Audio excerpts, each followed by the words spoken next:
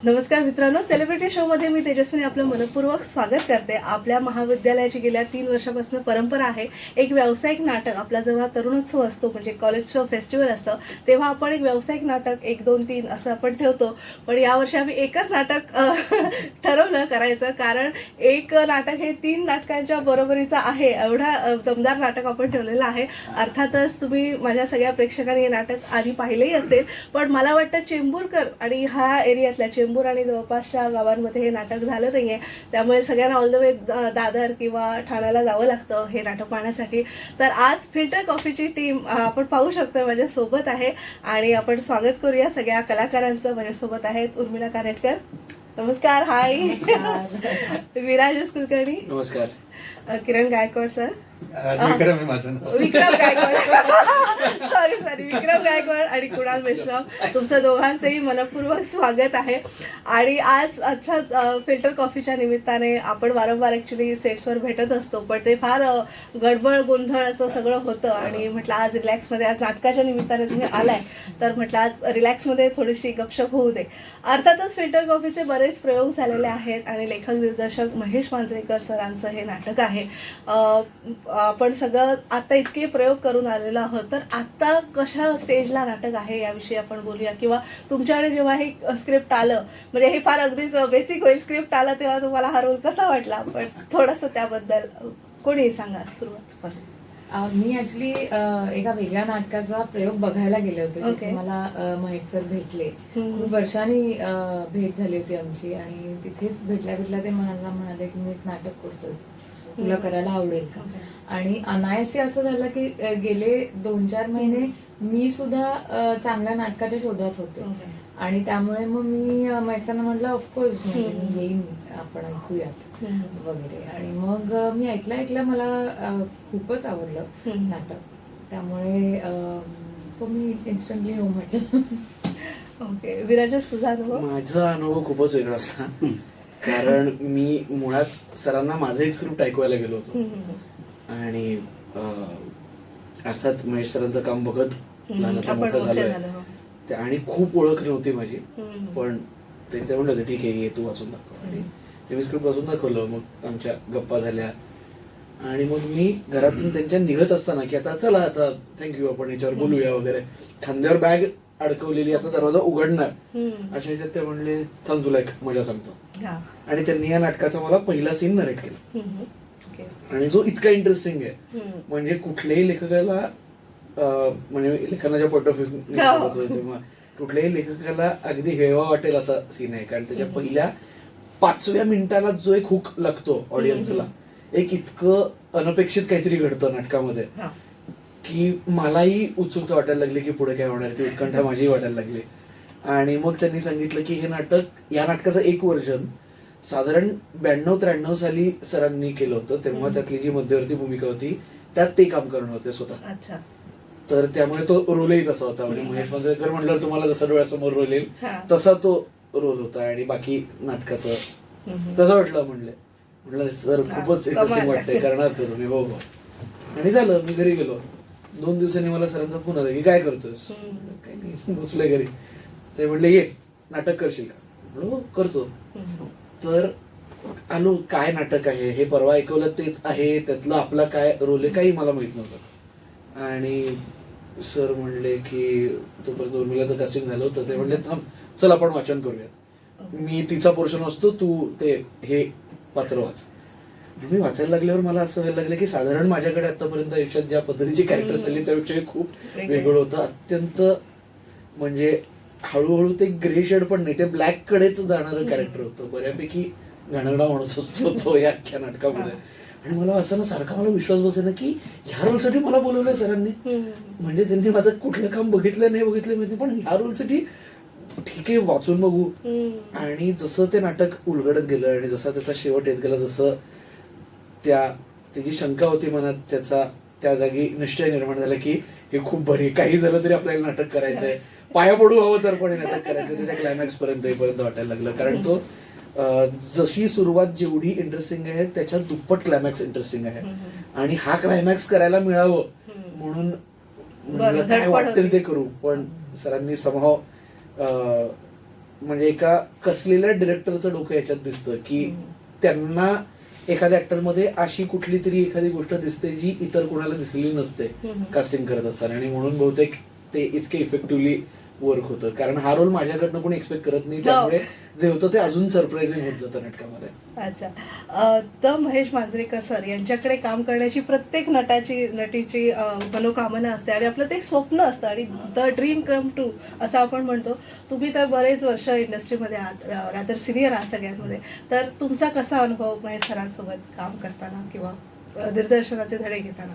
Fantastic. खूपच छान, खरंच सांगायचं तर. म्हणजे मला सगळ्यात आवडती गोष्ट मी प्रत्येक वेळेस सांगतो महेश सरांबद्दल की ते खूप छान ऍक्टर आहेत ना, त्यामुळे त्यांच्या दिग्दर्शनाखाली काम करायला कलाकार म्हणून सगळ्यांना सोपं जातं. कारण बऱ्याचदा असं होतं की जे चांगले नट नसणारे दिग्दर्शक असतात पण ते दिग्दर्शक चांगले असतात, पण जर त्या वकुबाचा नट नसेल ना समोर तर ते काढून नाही घेऊ शकत.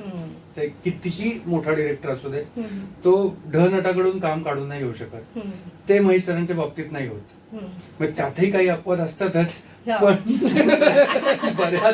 बऱ्याच अंशी सर यशस्वी होतात नटांकडून काम काढून घेण्यासाठी, आणि ते फार मला आवडतं. कुणाल, तुझा अनुभव म्हणजे कसं आहे, काय हास्य जत्रेतनं आपण तुला पाहतो, पण एवढं सरांकडे बघितलं की एक दरारा, भीती, असं थोडंसं दडपण, थोडंसं नाही मी म्हणणार, बरंचसं दडपण आणि एक हुरहुर. जे माझ्या बाबतीत त्याला खतरनाक किस्से आहेत.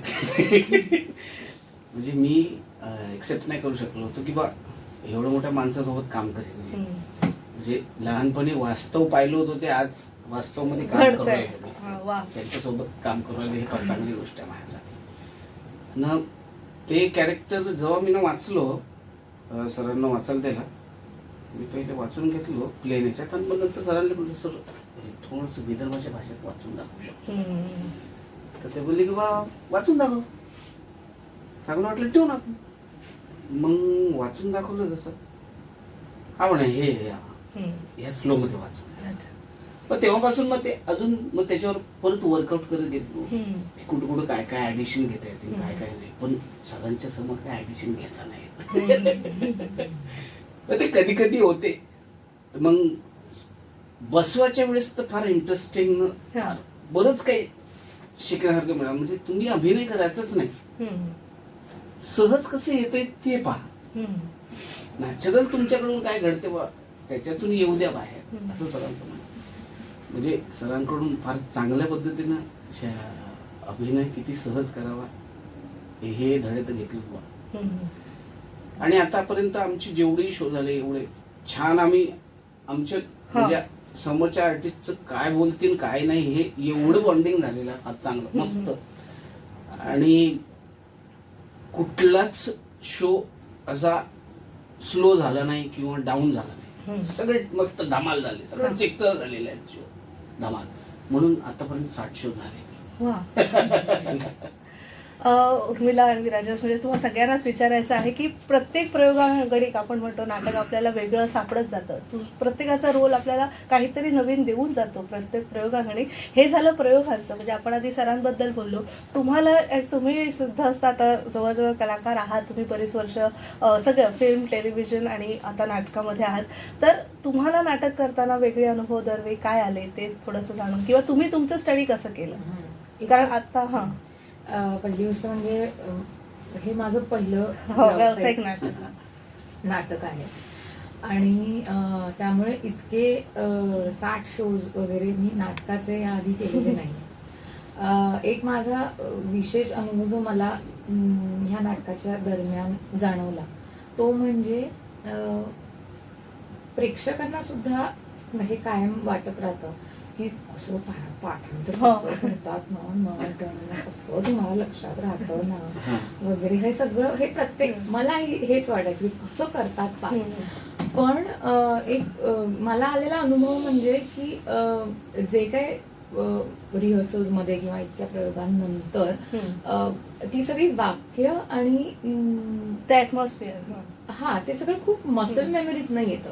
एका पॉइंट नंतर तुम्हाला ते आठवावं लागत नाही आणि त्याची मला खूप गंमत वाटू लागली इव्हेंच्युअली की अरे हे कसं आपल्याला आठवतंय, आपोआप कसं काय आपल्याला आठवतं की इथे गेल्यानंतर इथे हे वाक्य बोलायचं आहे, हे काहीतरी काम करताना आपल्याला हे वाक्य आपोआप येत आहे. मी त्याच्याबद्दल अजिबात पहिले 10 प्रयोग अवेअर असून केले आणि त्याच्या पुढचे सगळे प्रयोग म्हणजे होत गेले आपोआप. सो ह्याचं मला खूप मजा वाटली. आपल्या एक it's a very good mental exercise for every actor is what I felt. तू दिग्दर्शक सुद्धा आहेस. नाही, माझी एकूणच सुरुवात ही थिएटर मधनच झाली. म्हणजे मी पुण्यात जिथे वाढलो, ज्या शाळेमध्ये मी शिकत होतो, आम्हाला इयत्ता पहिलीपासून नाटक हा विषय होता शिकायला रीतसर. त्यामुळे दरवर्षी नाटकाची परीक्षा व्हायची. त्यामुळे अगदी 5-6 वर्षाचा असल्यापासून थिएटर आणि घरात आई मला रादर आईने कधीच थिएटर केलं नाही. त्यामुळे तिचं ते खूप वेगळं होतं. माझ्या बाबाचा जास्त कल याच्याकडे होता. म्हणजे तो कॉलेजमध्ये असताना त्यांनी थिएटर अकॅडमीकडनं नाटकं केली आहेत, जब्बार पटेल यांची नाटकं केली आहेत वगैरे. त्यामुळे तिथून त्याला खूप हे होतं की नाही थिएटरमध्ये मजा असते. आणि मला नेहमी वाटतं मला सगळ्यात आवडणारा पॅच कुठल्याही नाटकातला त्याची रिहर्सल प्रोसेस असते. कारण पहिल्या दिवशी जेव्हा येतो आणि ते अख्खं स्क्रिप्ट हातात दिसतं, तेव्हा ही आयडिया खूप मजेशीर असते की एक साधारण महिन्याभरानंतर हे मला पाठ झालेलं आहे की आता पुढच्या एका वर्षभरासाठी हे असणार आहे माझ्या आयुष्यात, हे वाक्य, हे इथलं अमुक तमुक सगळं. आणि रिहर्सल म्हणजे रोज येऊन एकच चित्र काढायची प्रॅक्टिस केल्यासारखं आहे की रोज याचं तेच चित्र काढायचं, रोज याचं तेच चित्र काढायचं, त्याच पोझिशन मध्ये चित्र काढायचं. आणि त्याच्या उलट जेव्हा नाटक करायला लागतो तेव्हा ते चित्र काढून झालेलं असतं. आता तुम्हाला रोज त्याच्यामध्ये वेगळे रंग भरतात. आता तुम्हाला रोज सेम करायची गरज नसते. याची मला खूप मजा वाटते की एकदा त्याचा तो बेस निर्माण झाला. एकदा मी नेहमी असं करून बघतो की एकदा अर्थात पहिल्या काही प्रयोगांमध्ये सगळेच अगदी चाणाक्ष राहून आज नाही हे आपलं काल हे झालं होतं का ते झालं होतं, मग रोज येऊन थोडीशी आम्ही रिहर्सल करायचो, थोडं तो सीन एकदा परत बोलून बघूयात ना वगैरे. आणि मग मी स्वतःशी असं करून बघतो 4-5 प्रयोग झाले की नाहीच आज विचारच नाही करायचा नाटकाचा आणि जाऊनच ब्लँकली नाटक होतंय का बघायचं. आणि ते झालं की आय फील ओके, आता मी रेडी आहे, आता मी खेळायला तयार. म्हणजे आता मी विचार न करत असताना सुद्धा नाटक होतंय माझ्याच्याने, आता त्याच्यात हे करून बघू, आज असं करून बघू, तसं करून बघू. आणि चांगली छान कसलेलं नट असले बरोबर की ते करायलाही मजा येते. प्रश्न नाटकाचा तुमचा अभ्यास तुम्ही सगळ्यांनी कसा केला? किंवा आता तरुण वर्ग जो आपला होता, युथ वर्ग जास्ती आहे आपले लिस्नर्स किंवा व्ह्युअर्स, सो त्यांनी नाटकाचा अभ्यास कशा पद्धतीने केला पाहिजे की लगेच ते ना प्रत्येकाचं व्यक्तिगणिक बदलतं. नाटक हे क्षेत्र असं ठोकताळांवर चालत नाही की तुम्ही हे सूत्र पाठ करा मग तुमचं उत्तर बरोबर येणार आहे. गणितासारखं नाहीये. काही नटांचं स्क्रिप्ट पाठ झाल्याशिवाय ते उभंच राहत नाही. काही नटांचं असं असतं की ते उभं राहिल्याशिवाय स्क्रिप्टच पाठवत नाही. ते असं व्यक्तिगणिक बदलतं. आणि बऱ्याचदा म्हणजे मला वैयक्तिक माझं होतं पाठांतर बसून. आणि मग ते झाल्यानंतर एकदा डायलॉग्सचा कॉन्फिडन्स आला ना की मग तो चेहऱ्यावर अभिनयाचा दिसू लागतो. मग तुम्हाला फक्त बोलत सुटायचंय आणि आपोआप तुम्हाला सरावानी, मुळात हा ना चांगला नट वाईट नट असं काहीच नसतं. सगळे नट सरावानीच होतात इथे ह्या क्षेत्रात तरी, की तुम्ही सातत्याने करत राहिलाय. कुणाला 2 वर्ष लागतील शिकायला, कुणाला 5 वर्ष लागतील, कुणाला 10 वर्ष लागतील, काहीच आयुष्य निघून ते मग ते आयुष्य निघेपर्यंत कोण नट राहत नाही. 2-4 वर्षात कळलं ह्याला जमतं तर कामं मिळतात, नाहीतर ते आपलं किराणामालाचं दुकान टाकतात. ते पुढे चालत नाही गाडी. त्यामुळे ते ही अशी प्रोसेस आहे. आणि मला तर माझ्या मते 2002 पासून ते आतापर्यंत दरवर्षी एक ना एक नाटक केलेलंच आहे. व्यावसायिक असेल, प्रायोगिक असेल, एकांकिका असेल, दीर्घांक असेल, काही ना काहीतरी. हे फक्त लॉकडाऊनची जी 2 वर्ष गेली त्याच 2 वर्षांमध्ये मी नाटक केलं. नाही तर आता किती झाले, 23 वर्षांमध्ये जवळपास 25-26 नाटकं तर मी नक्कीच केली. त्यामुळे मला फार तो 20x25चं स्टेज, त्या विंग्स, ते स्क्रिप्ट, त्या रिहर्सल्स, त्या खुर्च्या, त्यांच्यामध्ये येणारा चहा, हे सगळंच मला फार स्वप्नवत वाटतं. आणि सगळं लाईव्हलीनेस आहे ना आणि नाटकामध्ये. ते मला खूपच प्रत्येक नवीन नाटक मिळालं.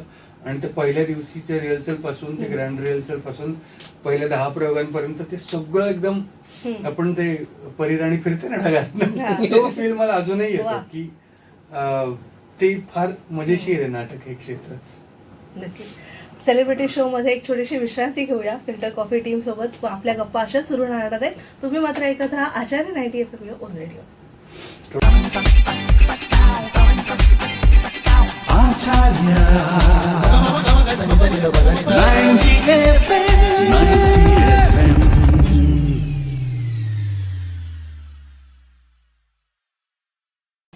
विश्रांतीनंतर तुम्हा सगळ्यांचं पुन्हा एकदा स्वागत. तुम्ही ऐकत आहात आचार्य 90 FM ऑन रेडिओ आणि आज आपण सेलिब्रिटी शो मध्ये फिल्टर कॉफीच्या टीमला भेटत आहोत. तुम्हा सगळ्यांचं पुन्हा एकदा ब्रेक नंतर स्वागत आहे. थँक्यू. सगळ्यांना अशी धुकधुक म्हणजे फिल्टर कॉफी आता हे नाटक पाहिल्यानंतर मला डॅम शुअर की आपल्या हातात जेव्हा फिल्टर कॉफीचा मग येईल तेव्हा 10 वेळा विचार करतील की घ्यायचा की नाही. सस्पेन्स रिव्हील करत नाहीये पण तरी सुद्धा हे एक सस्पेन्स थ्रिलर आहे. तर आता सध्या ट्रेंड आलाय सगळ्या सस्पेन्स थ्रिलर नाटकांचा. तर त्याच्यामध्ये फिल्टर कॉफीने आपलं वेगळेपण ठेवलेलं आहे, निर्माण केलेलं आहे आणि प्रेक्षकांच्या घरात तुमच्यासारखे कसदार नट आहेत त्यामुळे ते एक वेगळं स्थान निर्माण झालेलं आहे. म्हणजे उर्मिलाही आवडते आणि विराजसही आवडतो. तर तुम्ही नाटकाचं वेगळेपण आणि आता पुणेकरांसाठी प्रयोग वेगळा, मुंबईकरांसाठी वेगळा, ते कसं त्याचं नाविन्य जपलेलं आहे? नाही फ्रँकली ओके. काय म्हणतात Audience, Location हा. बघून आम्ही नाही, हा. नाही प्रयोग. नेपाळ्यांसाठी केलं तरी सेमच करतो.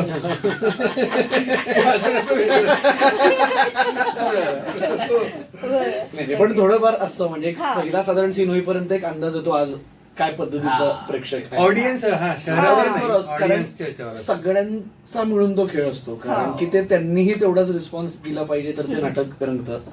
आणि साधारण पहिल्या सीन मध्ये एक अंदाज लागतो की आज रिस्पॉन्सिव्ह किती आहे किती आहे. राईट. प्रेक्षक याच्यावर ठरतं सगळ्यांना मत. आणि आहेच म्हणजे ती मजाच आहे. आणि या नाटकाची मजा अशी आहे की अल्फ्रेड हिचकॉकचं वाक्य आहे की एक कपल छान टेबलवर बसून जेवतोय आणि अचानक त्यांच्या टेबलाखाली बॉम्ब ब्लास्ट झाला तर एका सेकंदासाठी सगळं थिएटर हादरतं. पण जर ते कपल तिथं बसलं असताना तुम्ही जर 15 मिनिटं आधी सांगितलं तर यांच्या टेबलाखाली बॉम्ब आहे बरं का, तर तुम्हाला 10 मिनिटं सस्पेन्स ठेवता येतो. तसं हे नाटक आहे की या नाटकाच्या पहिल्याच सीन मधल्या पहिल्या 10 मिनिटात तुम्हाला ट्विस्ट काय ते आपण लोकांना सांगतो. आणि उरलेलं अख्खं नाटक ऑडियन्स ह्या टेन्शन मध्ये असतं की आता आम्हाला माहितीये काय होतंय, कॅरेक्टर्सला माहित नाही काय होतंय आणि आता ह्याचा शेवट कसा होणार आहे. त्यामुळे खूप वेगळं नाटक आहे. मी तर मध्ये बसून सांगितलं तरी उत्कंठ असते की हा आहे कोण आहे ते कळत नाही नेमकं शेवटपर्यंत. नाही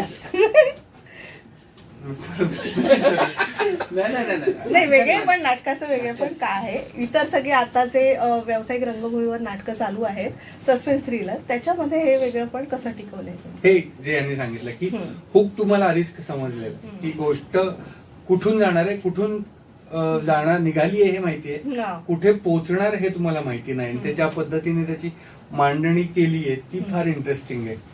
आणि ऍक्टर म्हणून आहे ना आम्हाला ही खूप मजा वाटली. तू जसं पुणे प्रेक्षक मुंबईचे प्रेक्षक म्हणालीस ना, तर ते कसं होतं आम्हाला कधी कधी पुण्यात मुंबईकर प्रेक्षक मिळतात, कधी कधी मुंबईत पुणेकर प्रेक्षक भेटतात की म्हणजे एखाद्या आता एक गडकरीचा शो झाला तिथे अचानक रिस्पॉन्स एकदम शांतता आहे, नंतर लोक येऊन भेटतात तेव्हा ते खूप खुश असतात. पण चालू प्रयोगात त्यांना थंडी वाजत होती, अजून काय होतं ते कळत नाही, खूप शांतता असते. आपल्याला असं दागदुख राहते की यांना आवडले नाटक की नाही आवडलंय कळत नाही. नंतर ते आत येऊन भेटतात, त्यांना आवडलेलं असतं वगैरे ते वेगळं. पण ते प्रत्येक शहरात वेगळ्या शहराचे प्रेक्षक भेटतात आपल्याला. आणि वेगळे पण म्हणशील तर हा म्हणाला त्याचप्रमाणे कारण ऑडियन्सला माहिती असतं आणि पात्रांना माहिती नसतं. त्यानंतर ऑडियन्स पात्रांपेक्षा एक स्टेप वरचढ असतं. त्यामुळे जेव्हा त्या पात्रांना कळतं ना तेव्हा ऑडियन्सला एक वेगळा विशेष आनंद मिळतो. ती एक मजा प्रेक्षकांना खूप येते. नाही पण काही ठिकाणी काय झालं माहितीये काय की नाही याला मारण्यामध्ये याचा हात होता की याला मारण्यामध्ये त्याचा हात होता. सगळं सांगायला नको ना. आणि पहिलं तर इंटेन्शन ठेवून येतात की हिचा होता असं होतं ते, म्हणून याला कुठं नेत नाही. आणि नेमका गेम कोणाचा होणार आहे? तुमचा तो दोघांपैकी हे शेवटपर्यंत कळत नाही. नाही या तिघांमधून एक असा- हो, तिघांमध्ये कोणाचा नेमका तिघच गेम कळलं. होणार आहे ते कळत नाही आपल्याला शेवटपर्यंत. मध्ये एक महेश सरांची एक मुलाखत झाली होती, त्यामध्ये असं त्यांनी म्हटलं होतं की आता फिल्म्स हे होणार आहेत, त्यामुळे सगळ्या कलाकारांनी रंगभूमीकडे वळावं. तर ते कितपत आता एआयचं सगळं युग आलंय, तर ते तुम्हाला कितपत योग्य वाटतं की खरंच एआयच्या मुळे आपल्यावर काही इम्पॅक्ट होणार आहे की कसं काय? मला असं पर्सनली वाटतं की आय एम शुअर हे साधारण 100-1 वर्षांपूर्वी जेव्हा चलचित्र आली, सिनेमा आला, तेव्हा थिएटरला इम्पॅक्ट होईल का असा एक प्रश्न पडला होता. टीव्ही आला घरी तेव्हा थिएटरला इम्पॅक्ट होईल का, सिनेमांना इम्पॅक्ट होईल का असा प्रश्न पडला. ओटीटी आलं तेव्हा नाटकांना इम्पॅक्ट होईल का, चित्रपटांना इम्पॅक्ट होईल का, टीव्हीला इम्पॅक्ट होईल का असा विषय आला. आता एआय आलंय त्यामुळे आपण थिएटरला इम्पॅक्ट होईल का, चित्रपटगृहांना इम्पॅक्ट होईल का, टीव्हीला इम्पॅक्ट होईल का आणि ओटीटीला इम्पॅक्ट होईल का असं आपण बोलतोय. पण ह्या कशाही मध्ये आधीच्या गोष्टी पूर्णपणे पुसल्या गेल्या नाहीयेत, कारण त्या प्लॅटफॉर्मची ती मजा असते. आणि लाईव्ह आपल्याला आवडणारा कलाकार किंवा कुठलाही एक्सपिरियन्स लाईव्ह एकत्र बघण्याची मजा ही दुसऱ्या यातल्या कुठल्याच पर्यायांमध्ये नाहीये. रादर हे त्याचे पर्यायच नाहीयेत. ते एंटरटेनमेंटचे पर्याय असतील पण ते त्या एक्सपिरियन्सचे पर्याय नाहीयेत. त्यामुळे सर म्हणले ते अगदी करेक्ट आहे. आणि आपल्याला ऑडियन्स थिएटरमध्ये परत यायला लागलेला दिसतो. इतकी वैविध्यपूर्ण नाटकं चालली आहेत आता मराठीमध्ये, पुनरुज्जीवित असतील, नवीन असतील, तरुणाईची असतील, अगदी दिग्गज कलाकारांना घेऊन असतील, सगळ्यांना तेवढाच प्रतिसाद मिळताना दिसतोय. आणि त्यामुळे कुठेतरी ऑडियन्स हा तयार आहे अजूनही येऊन लाईव्ह एक्सपिरियन्स घ्यायला. आणि याचा प्रत्यय आम्हाला दर प्रयोगाने येतो. तुझंही सेम? Of course yes. म्हणजे एआय म्हणजे it won't be harmful that much असं आहे. मला ते वेगळ्या अंगाने असं वाटतं की माझ्या घरी आजही वर्तमानपत्र येतं, ज्याची खरं तर काहीच गरज नाहीये. कारण ज्या वर्तमानपत्रात मी आज सगळ्या बातम्या वाचल्यात त्या काल संध्याकाळपासून मी सगळ्या इंस्टाग्राम आणि याच्यावर ऐकून झाल्यात त्या शेळ्या. पण मी रोज पेपर वाचतो की नाही, ह्या सगळ्या गोष्टी डेव्हलप झाल्या असून सुद्धा. त्यामुळे एआय आलं तरी चित्रपट तसेच राहणार, नाटकं तशीच राहणार. थोडंफार वाटण्यापुरतं वाटू शकतं, काहीच बंद नाही होणार. एक्साइटमेंट या गोष्टीची की एआयचा थिएटरमध्ये कसा फायदा करून घ्यायचा. सेट्सवर नेपथ्यासाठी खरं म्हणजे प्रत्येक काही कुठली गोष्ट आल्यानंतर ते थोड्या वेळापर्यंतच राहते, काही वर्षापर्यंतच राहते. पण नंतर परत त्या एआयला माणसांनाच बसून द्यायला आहे ना, त्याचे लिमिटेशन्स आहेत. खरं म्हणजे तर कमी प्रमाणात ते आपल्या नाटकावर तर लय कमी प्रमाणात त्याचा इफेक्ट. रंगमंच किस्से किंवा पडद्यामागचे काही किस्से तुमचे असतील दौऱ्यावरचे, किंवा ते थोडेसे शेअर करूया आणि मग वाइंड अप करूया. दौऱ्यावरचे किस्से हे रंगमंचावर पोहोचेपर्यंतचे असतात, कारण टीमला एकत्र ट्रॅव्हल करायचं असतं. त्यामुळे तिथून निघाल्यापासून जेवायचं कुठे, राहायचं कुठे, मग सगळ्यांना थँकफुली आता इथे बसलेल्या सगळ्यांना एका पद्धतीचं जेवण आवडतं. त्यामुळे तिथे गेलं अरे या हॉटेलला जाऊयात, किंवा अरे मला ओळख आहे तिथं ते खूप चांगलं मिळतं, असं सगळं प्लॅनिंग. म्हणजे ही ती सगळी मजा आहे. एकदा थिएटरला पोहोचलं की काम असतं. आणि काय तुमची 5 जणांची जास्ती फार कॅरेक्टर असं नाहीये, मोजके 5 लोक आहेत. त्यामुळे अंकिता सुद्धा आपल्यासोबत आज नाहीये पण ती नाटकात आहे. सो त्यामुळे तुमचं बॉन्डिंग छान झालेलं आहे. एक छोटे कुटुंब, सुखी समाधानी कुटुंब असं झालेलं आहे. तर फिल्टर कॉफीचा नक्कीच आपल्या महाविद्यालयात आज प्रयोग आहे, त्याचा आस्वाद तुम्ही घेणारच आहात. पण सगळ्या श्रोत्यांना, ज्यांनी नाटक पाहिलं नसेल त्यांनी नक्कीच प्रयोग नक्की पाहावा. सगळ्यांना फिल्टर कॉफीच्या खूप खूप शुभेच्छा तुमच्या आजच्या प्रयोगाला. आणि पुन्हा आमच्या या स्टुडिओमध्ये तुम्ही आमंत्रित आहात आणि तुम्ही आज आलात त्याबद्दल खूप खूप आभार. थँक्यू.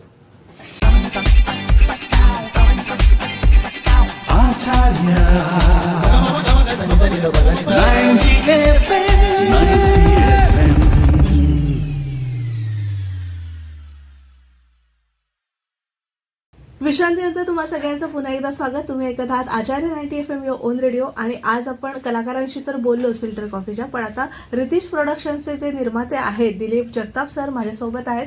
सर नमस्कार. नमस्कार. मनपूर्वक स्वागत तुमचं आचार्य 90 FM मध्ये. धन्यवाद. आणि आपल्याकडे अद्वैत आणि अश्वमी थिएटर्स हे सुद्धा सहनिर्माते आहेत. आणि या निर्मात्यांच्या सध्याच्या काय समस्या आहेत, कुठलंही व्यावसायिक नाटक बसवताना आपल्याला फार व्यावसायिक गणितं फार बघावी लागतात. पण महेश मांजरेकर सरांचं हे नाटक आहे त्यामुळे गल्लाभरून नाटक असणार याची खात्री आहे मला. पण तरी सुद्धा हे नाटक करताना तुमचा अनुभव कसा होता त्याविषयी जाणून घ्यायला आवडेल. मुळात या नाटकाची स्क्रिप्ट माझ्याकडे आल्यानंतर सरांशी चर्चा झाली, 2 मिटिंगा झाल्या. आणि मिटिंगमध्ये ज्यावेळेस हे नाटक करायचं ठरलं तर सरांच्या डोक्यामध्ये याचं जे नेपथ्य आहे हे खूप आतमध्ये भरलेलं होतं. मांजरेकर सरांचा जो मुळात स्वभाव किंवा त्यांचा एकंदरीत कला क्षेत्राकडे बघण्याचा जो दृष्टिकोन आहे त्यामध्ये मराठीवर अतिशय प्रेम आहे. तर त्यांच्या मनामध्ये जे नेपथ्य होतं त्यांनी आम्हाला ड्रॉइंगच्या रूपात काढून दाखवलं आणि ते इतकं भावलं आणि इतकं सुंदर होतं की नाही आपण करायचं हे. पण करताना साहजिकच आहे की त्यांच्या डोक्यातली कल्पना पूर्णपणे ज्यावेळेस आपल्याला रंगमंचावर उतरवायची असते ती खर्चिक म्हटलं तरी चालेल, पण त्याचं जे दिसणं आहे किंवा त्याचा जो काय गाभा आहे तो रसिकांना इतका भावतो की म्हणजे आमचं त्याच वेळेस असं ठरलं होतं की पडदा आपला उघडला की लोकांच्या टाळ्या पडल्या पाहिजेत, सेट बघितला की लोकांना टाळ्या पडल्या पाहिजेत, अशा पद्धतीनं त्यांनी त्याची आखणी केली होती. आणि संदेश बेंद्रे जे नेपथ्यकार आहेत त्यांची ही आखणी तंतोतंत मांजरेकर सरांच्या डोक्यातला नैपथ्य त्यांनी अक्षरशः रंगमंचावर उतरवलं आणि त्याच्यामुळे त्या नाटकाला अतिशय एक सुरेख साथ मिळाली. स्वतः सरांचं लेखन आणि दिग्दर्शन असल्यामुळं त्याचा एक गाभा वेगळा होता. मुळातच यातला एक ट्विस्ट आहे या नाटकाचा, तो ट्विस्ट ऐकल्यानंतर कोणताही एक सामान्य माणूस जो कलेचा प्रेमी आहे किंवा ज्याची नाटक करण्याची ऐपत आहे किंवा इच्छा आहे तो या नाटकाला होच म्हणाला असता. आणि तेच मी केलं की सरांनी मला या नाटकातला एक जो शेवटी एक 15 मिनिटाचा ट्विस्ट आहे तर तो ट्विस्ट ऐकून माणसाच्या मनामध्ये इतकं ते आतमध्ये उतरतं आणि अंगावर शहाऱ्या आणतं. तर त्याच्यामुळे मी या नाटकाला होकार दिला आणि मी हे नाटक सुरुवात केलं. सुरुवातीला मुळातच मांजरेकर सरांचा टॅग त्याला असल्यामुळे किंवा ब्रँडिंग त्यांचं असल्यामुळे लोकांचा सुरुवातीपासूनच या नाटकाकडे बघण्याचा दृष्टिकोनच फार वेगळा होता आणि पहिल्यापासूनच नाटकाला आमच्या रसिकांनी खूप चांगल्या प्रकारे दाद दिली. जिथेही हे नाटक लागलं तिथेही अतिशय चांगल्या प्रतीचा रसिक म्हणजे एकदम रसीला रसिक हा या नाटकाला आम्हाला मिळाला. मांजरेकरांच्या सूचना ज्या सर्वसाधारण नाटक सुरू होताना जे दिल्या त्याच्यामध्ये कोणत्याही आतापर्यंत आम्ही एक 60 प्रयोग केले, त्या 60 प्रयोगामध्ये कोणत्याही थिएटरमध्ये मांजरेकरांच्या त्या सूचनेला कुठेही बाधा आली नाही. की लोकांनी म्हणजे मोबाईल स्विच ऑफ असावा किंवा सायलेंट असावा किंवा मध्ये कोणी बोलू नये हे तंतोतंत रसिकांनी पाळलं. त्याबद्दल मी खरं तर रसिकांचा खूप आभारी आहे. कुठल्याही प्रकारचा डिस्टर्बन्स आम्हाला या नाटकाच्या शो मध्ये आला नाही. नाटक म्हटलं की साहजिक आहे चढ उतार ते येणार. पावसाळा या वर्षीचा खूप झाला, त्याच्यामध्ये सुद्धा नाटकांची संख्या जर बघितली तर 60-65 नाटकं आज रंगमंचावर खेळतायत आणि आपल्याकडे उपलब्ध असणारे थिएटर्स आणि याची संख्या आणि त्याला मिळणारे जे तारखा आहेत हे जर पाहिलं तर आपल्या नाट्यगृहांची संख्या तेवढी कमी पडते. रसिक आपल्याकडे खूप आहे, त्यांना पुन्हा पुन्हा पाहायचं आहे. अनेक रसिक हे नाटक दुबार बघतात. त्याच्यातली जी रोमांचकता आहे ती अनुभवण्यासाठी खूप दर्दी लोक येत असतात. इव्हन दो बाहेर आल्यानंतर किंवा आमचा शेवटचा पडदा पडल्यानंतर जो रसिक आहे तो एकदम थक्क होऊन जातो. आणि आम्हाला सांगायचं म्हटलं ना तर रसिकांनी अनेक वेळा आम्हाला स्टेजच्या पाठीमागं येऊन सांगितलं की ज्या ट्रॉमामध्ये हे नाटक संपतं त्याच ट्रॉमामध्ये आम्हाला बाहेर जाऊ द्या. जे की सर्वसाधारण नाटक संपल्यानंतर आपण पडदा पुन्हा उघडतो आणि लोक रसिकांचा आभार मानण्यासाठी आपले कलाकार उभे राहतात. आम्ही ज्या ज्या ठिकाणी प्रथम शो होतोय त्या ठिकाणी आम्ही ते केलं, पण तो रसिकांचीच मागणी अशी आली की आम्हाला त्या ट्रॉमामध्येच बाहेर जाऊ द्या. आणि म्हणून मग आम्ही नाटक संपल्यानंतर पडदा उघडण्याची जी पद्धत आहे ती या नाटकाला आम्ही थांबवली. परंतु ज्या ज्या ठिकाणी प्रथम नाटक होतं हे त्या त्या ठिकाणी आम्ही रसिकांचा आभार मानण्यासाठी आम्ही ते पडदा उघडतो. अशा पद्धतीनं आहे. राहिला भाग म्हणजे शेवटी व्यवसायाचा. हे नाटक मला छान व्यावसायिक ओळख करून दिलेली आहे. रसिकांनी भरभरून दाद प्रेम देत आहेत, दिले, हो. प्रेम दिलेलं आहे. सुदैवानं या नाटकाच्या मुख्य नायिकेला जी 24 तास या वर्षीचा 2025चा बेस्ट ऍक्ट्रेस म्हणून वा. पुरस्कार मिळाला. हा. मुख्यमंत्र्यांच्या उपस्थितीमध्ये हा हा. पुरस्कार मिळालेला आहे. याचा अर्थ असा आहे की या नाटकात संबंधी लोकांनी ची दाद आहे किंवा लोकांनी ते मनावर घेतलेलं आहे. हे नाटक सुंदर आहे.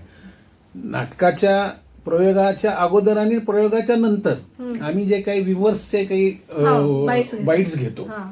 त्याच्यामधल्या जर बाईट्स आपण ऐकल्या तर कोणत्याही रसिकाला किंवा कोणत्याही कलाप्रेमीला असं वाटेल की हे आम्हाला नाटक बघायचं आहे. इतक्या सुंदर अशा ओपिनियन लोकांचा आलेला आहे. अगदी लहान, अगदी म्हणजे कालच्या गडकरी च्या शोला हा. एक 13-14 वर्षाची मुलगी आहे. हा. तिने ते नाटक पाहिलं अच्छा. आणि तिचं पण आम्ही ज्यावेळी बाईट घेतली हा. तर त्या वयातल्या मुलीला सुद्धा हे नाटक आवडलं वा. आणि तिला ते चॅलेंजिंग वाटलं. कारण हा विषय जो आहे तो तसा बघितलं तर स्त्रीप्रधान आहे. आजच्या काळामध्ये स्त्रीला असणारे धोके हा. आणि त्याच्यातून ती स्त्रीनं स्वतःची एक जागा बनवणं आणि त्याच्यातून स्वतःचा मार्ग निवडणं तितक्याच धाडसी वृत्तीनं या समाजामध्ये राहिलं गेलं पाहिजे बरं. आणि पुढे जगलं पाहिजे आणि स्वतःची ओळख हा निर्माण संदेश केली पाहिजे. देतोय तर हा हा नाटक. संदेश या नाटकाचा खूप मोठा आहे आणि तो प्रत्येक स्त्रीला भावतो आहे. आम्हाला आतापर्यंत कुठेही असं प्रतिप्रश्न झाला नाही की याचा शेवट असा का, बरोबर. याचा शेवट असा का, हा. असं आम्हाला कधीही कोणी विचारलं नाही. तर नाटक संपल्या जे टाळ्यांचा गडगडाट होतो तो मला असं वैयक्तिक मला त्या व्यावसायिक मधून जो काही फायदा होईल हा. की नफा व्हायला पाहिजे बरं. त्याच्याही पेक्षा मला तो रसिकांच्या जास्ती आनंद आहे. टाळ्यांचा आनंद आणि मला त्यावेळेस असं मला ऊर भरून आल्यासारखं वा. वाटतं की येस मी काहीतरी समाजासाठी एखादं चांगलं कलाकृती निर्माण दिली. केली. हा. आणि त्याचं सगळं श्रेय जर बघितलं तर मांजरेकरांना तर प्रथम आहे. जातच जातं, हा. टेक्निशियन्सला पण जातं. म्हणजे नैपथ्यकार असू देत, लाईट्स असू देत, बॅकस्टेज आर्टिस्ट. बॅकस्टेजचे आर्टिस्ट असू देत, ते खूप मेहनत घेतलेली हा. आहे त्याच्यावर. त्यांनी फार बारकाईने काम केलंय. सोबतीनं मांजरेकरांनी जो संच आम्हाला दिला तो आज नावाजलेला संच आहे, ज्यांची स्वतःची ओळख आहे आणि ज्यांच्याकडे मुळातच दैवी शक्ती आहे. हा. ऍक्टिंगच्या मुळात नॅचरल ऍक्टिंग असणं हे ज्यांच्यामध्ये आहे अशी मला विभूती या सगळ्या मिळाल्या. उर्मिला कानेटकर आहेत, विराजस कुलकर्णी आहे, माझ्याकडे कुणाल मेश्राम सारखा या सिरियस आणि सस्पेन्स असणाऱ्या नाटकामध्ये सुद्धा रसिकांचं हळूहळू लोकांना थोडस रिलॅक्स करणारच त्याची जी भूमिका आहे त्याच्यामुळे रसिक सुद्धा थोडासा मनमोकळा होतो. हा असा रोल करणारा एक प्रतिभावंत कलावंत त्या ठिकाणी विक्रम गायकवाड, त्याची स्वतःची एक ओळख आहे या क्षेत्रामधली. तर ती ओळख सुद्धा तो जपून आहे आणि त्याच पद्धतीचा तो रोल करतो आहे. तर अशी ही संच, तर तो संच बांधून दिला आणि ह्या संचामधल्या सगळ्या मेंबरनी अतिशय एकमेकांमध्ये खेळीमेळीच्या वातावरणामध्ये हा आमचा शो चालू आहे. त्यामुळे मी खूप याबाबतीत आनंदी आहे. नक्कीच. मला वाटतं पुणा, मुंबई म्हणजे ज्या सिटीज आपण म्हणतो अर्बन सिटीज आहेत त्यामध्ये हे भरपूर प्रयोग होत आहेत. पण मला वाटतं गावाखेड्यामध्ये सुद्धा सगळे कलाकार आपण आहोत आणि प्रत्येक माणूस हा नाट्यप्रेमी असतो आणि त्या तळागाळातल्या माणसांपर्यंत हा नाटकाचा प्रयोग पोचावा यासाठी तुम्ही काही खास पावलं उचलली? आम्ही सर्वसाधारण त्यापर्यंत मी म्हणजे त्यात व्यावसायिक गणित न बांधता नाशिक असो, औरंगाबाद असो, कोकणातल्या म्हणजे अगदी मी गुहागर किंवा रत्नागिरी किंवा चिपळूण, त्याचबरोबर सांगली, कोल्हापूर, सोलापूर अशा सर्व ज्यामध्ये जे ह्या नाटकाला उपलब्ध असणारा थिएटर. थिएटर आहे, हो. तर थिएटर पाहून आम्ही जिथे जायला पाहिजे तिथे आम्ही पोहोचलेलो आहे. मग व्यावसायिक गणित आम्ही प्लस मायनस न पाहता तिथपर्यंत पोहोचलोय. लोकांना त्या ठिकाणी पण गेलोय आणि त्या ठिकाणच्या सुद्धा व्ह्युअर्सचे जर आपल्याला जर ओपिनियन बघायचं असेल तर आमचा जो इन्स्टा आहे हा. त्याच्यावर आपण आहे. पाहू तर शकतो. इतक्या सुंदरतेनं लोकांनी आम्हाला रिस्पॉन्स केलेला हा. आहे. तर त्या पद्धतीने आम्ही आजही आम्ही मराठवाड्यात जायला तयार आहोत, आम्ही विदर्भात जायला तयार आहोत. हो. थोडस आम्ही आता विदर्भात चाललो होतो. ट्रान्सपोर्टचा अगदी. थोडा हे होता. पण काय आता सध्या आम्हाला नागपूरमधल्या थिएटर्स एकच उपलब्ध असल्यामुळं आणि तिथं जानेवारी पर्यंत तिथं तारखा मिळत नाहीयेत. तर त्याच्यामुळे तिथले शो आमचे राहिले. मात्र आम्ही मार्च मध्ये नागपूरला, अकोला, अमरावती हा. अशा सुद्धा भागामध्ये हा. जाऊन लोकांना आमची कलाकृती दाखवण्याचा एक मानस आहे. हम्म. बस एवढंच आहे की थोडस व्यावसायिककडे गणित पाहून हा. याची पाऊलं उचलली जातील. नक्की. मात्र महाराष्ट्राच्या कानाकोपऱ्यामध्ये पोचावं, नाटक दर्जेदार नाटक आहे. आहे. लोकांना म्हणजे खरंच मांजरेकरांचं कौतुक ह्याच्या बाबतीत करायला पाहिजे की ते इतकं दर्जेदार त्यांनी दिलंय की खुर्चीला 2-2.5 तासाचं नाटक हे खुर्चीला अगदी खिळवून ठेवतं. मी कालच पुष्कळ वेळा मी काय करतो की नाटकाच्या त्या ठिकाणी उपलब्ध असल्यानंतर हा. प्रेक्षकांच्या मध्ये कुठेतरी एखादी खुर्ची असेल हा. किंवा मग शेवटी मी नाटकाला बसतो बसता, हा. आणि माझा प्रेक्षक ते समोर पाहत असताना त्याचं जो मान आहे किंवा डोकं आहे पाठीमागून कुठे वळतंय हा. का, कुठे बॅलन्स सोडतंय का, हे मी पाहत असतो. तर इतक्या एकाग्रपणे आमचा प्रेक्षक नाटक बघत असतो की मला त्याचं कौतुक वाटतं की माझं नाटक तिथपर्यंत पोहोचलं. म्हणजे इतकं की त्यांचं डोकं सुद्धा इकडे तिकडे हलत नाही. तेच खरं ह्या नाटकाचा यश आहे. यश आहे. यशाचं गमक आहे. यशाचं गमक आहे ते. नक्कीच सर, तुम्ही इतकं छान नाटक आमच्या प्रेक्षकांसाठी निर्माते म्हणून उभे आहात त्याबद्दल तुमचे मनपूर्वक आभार. अशीच अनेक नाटकांची निर्मिती तुमच्या संस्थेतर्फे व्हावी यासाठी तुम्हाला शुभेच्छा. आणि आज तुम्ही आचार्य 90 FM मध्ये आलात त्याबद्दल धन्यवाद. खूप धन्यवाद. थँक्यू. तर प्रेक्षको, आज आपण फिल्टर कॉफीच्या टीमला भेटलो, त्यासोबतच निर्माते दिलीप सरांना देखील भेटलो. तर त्यांना आपण खूप खूप देवाचरणी मी प्रार्थना करते या नाटकाचेच बरेचसे प्रयोग होऊ देत आणि महाराष्ट्राच्या कानाकोपऱ्यात हे नाटक पोहोचू दे आणि नवीन आणखी नाटकांची निर्मिती या संस्थेतर्फे व्हावी अशी मी त्यांना विनंती करते. आणि आमचा हा सेलिब्रिटी शो फिल्टर कॉफीचा विशेष भाग तुम्हाला नक्कीच आवडला असेल अशी आशा व्यक्त करते. आणि मी तेजस्विनी आपला निरोप घेते. तुम्ही मात्र ऐकत राहा आचार्य 90 FM ओनली. धन्यवाद. थँक्यू. आचार्य